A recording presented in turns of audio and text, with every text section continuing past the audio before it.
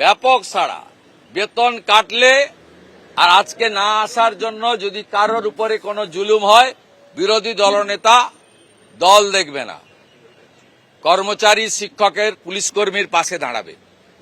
আমরা বিজেপি সরকারে এলে ৪৫ দিনের মধ্যে 7th পে কমিশনের টাকা দেব, এরিয়ার মিটিয়ে দেব সুপ্রিম কোর্টের পরে, এবং 8th পে কমিশনের কমিটি করে দেব।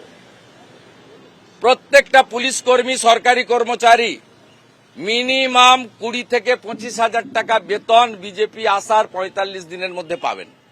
বেতন বৃদ্ধি হবে। এটা ঝাঁটিয়ে বিদায় করুন, নিরপেক্ষ হন, আমাদের পক্ষে হওয়ার দরকার নেই। গোটা ফাঁকা দেখুন না এই সময় এই জায়গায় কেমন হয়, চারদিকে ব্যাপক সমর্থন। সমস্ত কর্মচারীদের, শিক্ষক, পুলিশ কর্মীদেরকে হ্যাটসঅপ জানাচ্ছি এবং তাদের এই লড়াই সফল হোক।